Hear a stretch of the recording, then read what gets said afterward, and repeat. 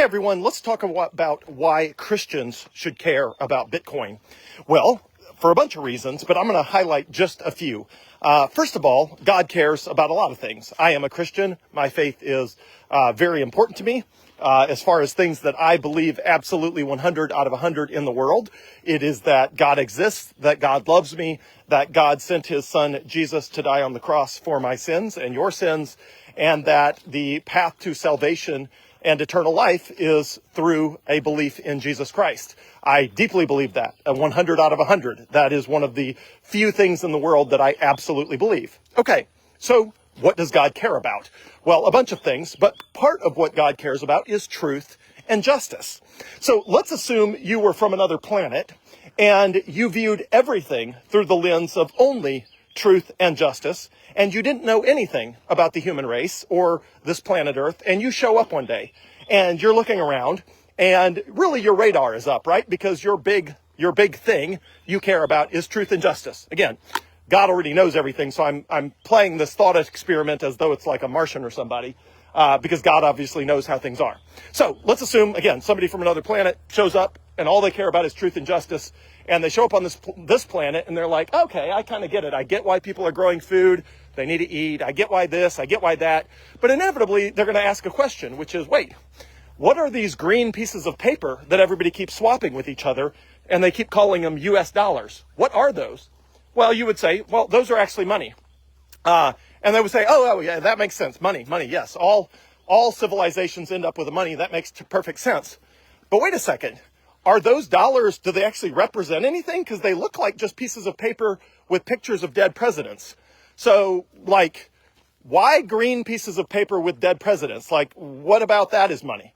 Oh, well, the government just said so. Oh, well, is it backed by gold or anything scarce? Nope.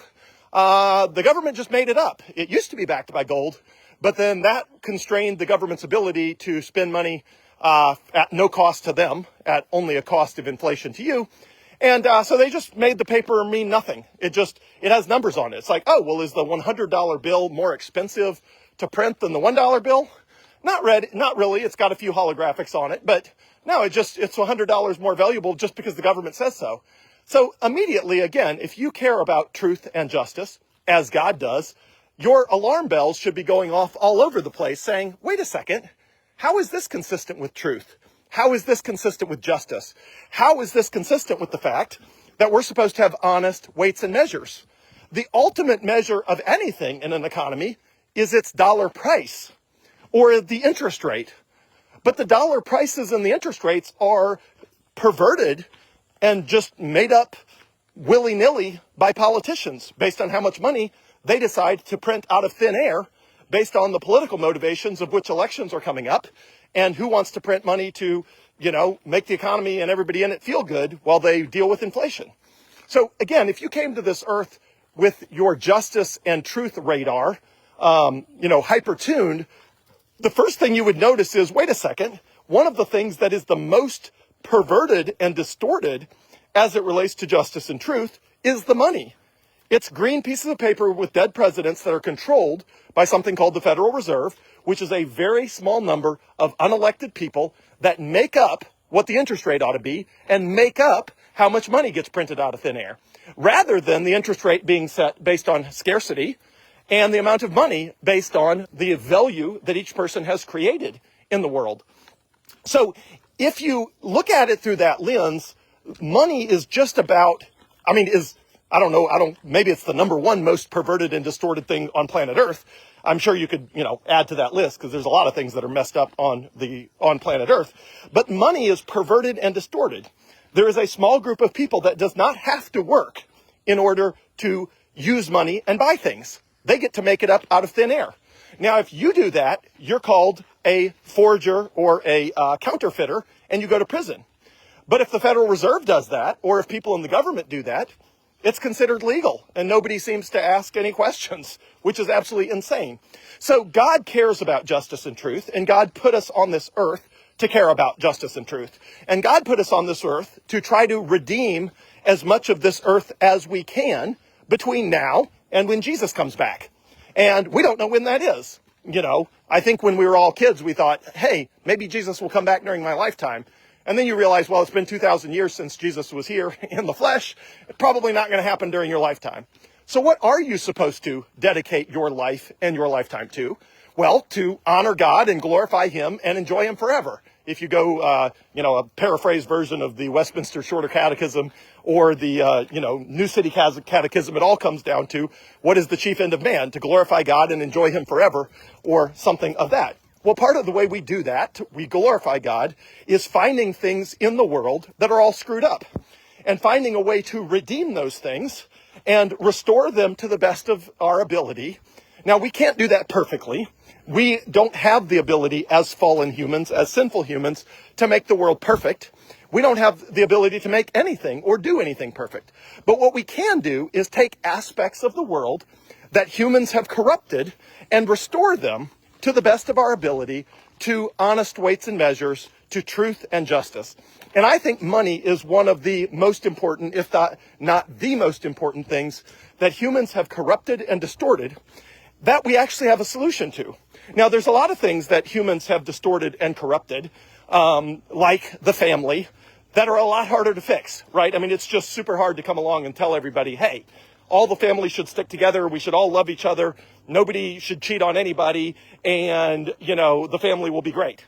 That's what I want. That's what I strive for in my life. But it's really hard to wave a magic wand and make the nuclear family whole and wholesome just with a magic wand.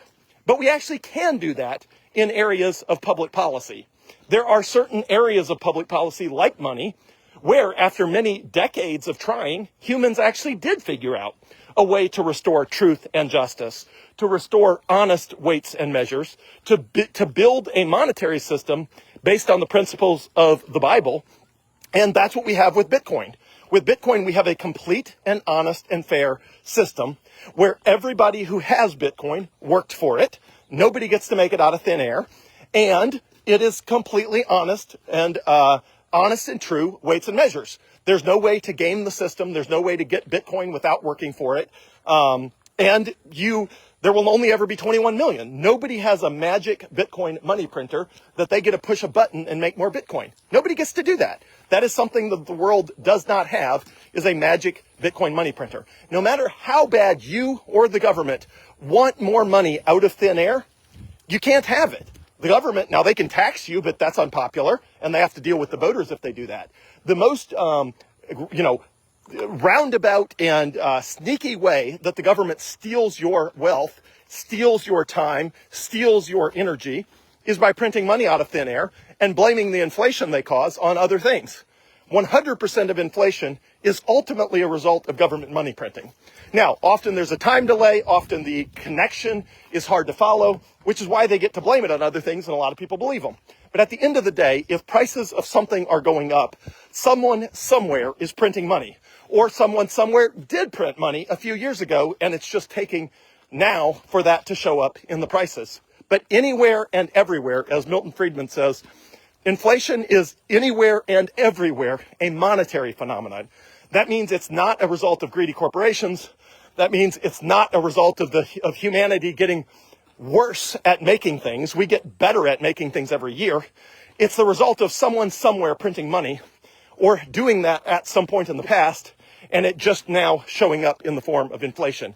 But it's always a corruption and a distortion of the money supply that ultimately causes inflation.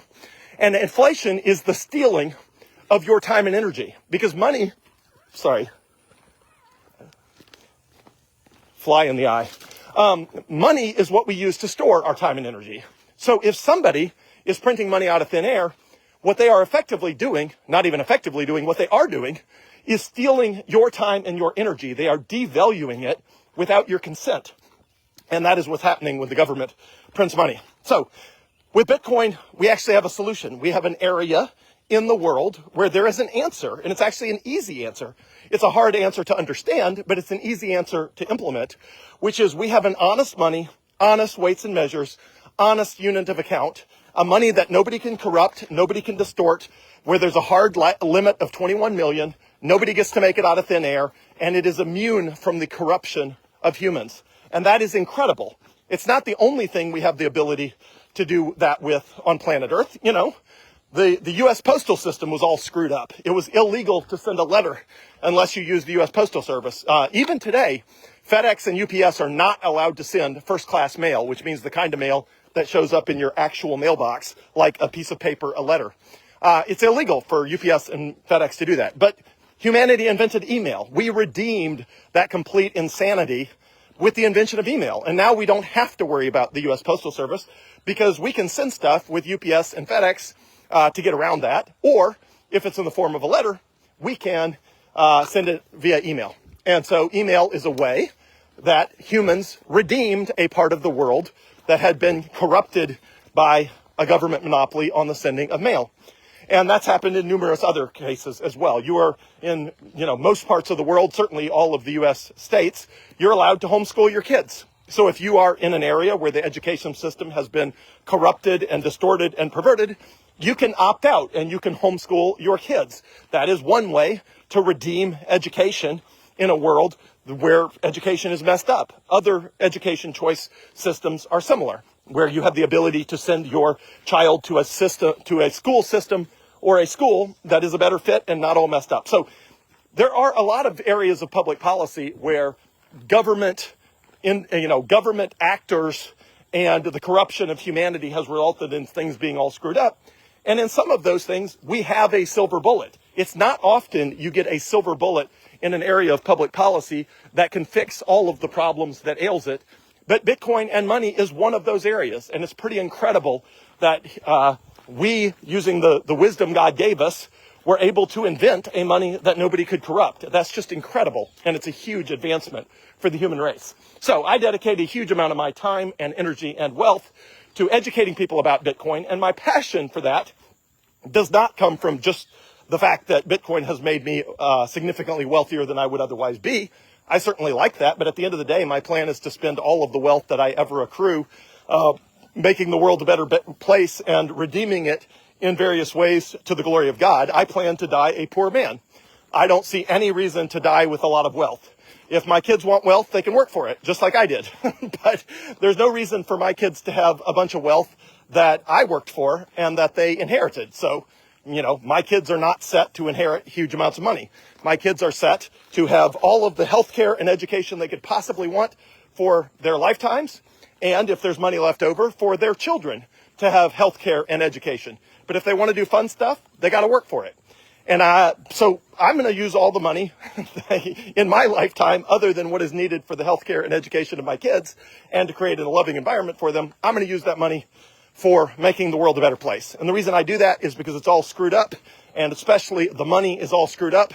And God, in his blessing, gave humanity the ability to invent Bitcoin and a way to reverse the curse that has confounded our ability to have sound money for many, many, many decades. And now we have a way around that. And I'm super passionate about that. So why should Christians care about Bitcoin? Because Christians should care about truth and justice. Because they should care about honest weights and measures. And our current fiat, meaning government invented monetary system where they make money out of thin air and then charge you as a criminal if you do the same thing. That system is so corrupt, so perverted, and works against the efforts of so many average people, normal people that are just working, and their time and energy is devalued by government money printing. We should all care about that. Especially Christians like me should care about that.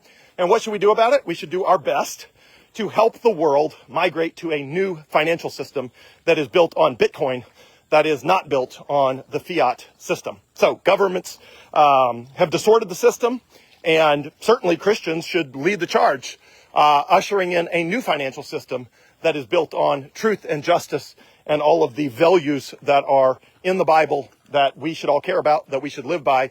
And one way to do that is by migrating to the Bitcoin financial system, which is much more consistent with the principles of the Bible and how money should operate than anything else that humans have ever invented in history. So I'm a Christian. I am passionate about Bitcoin. I am passionate about Bitcoin because it brings truth and justice to a financial system that is totally screwed up and corrupted against the will of so many.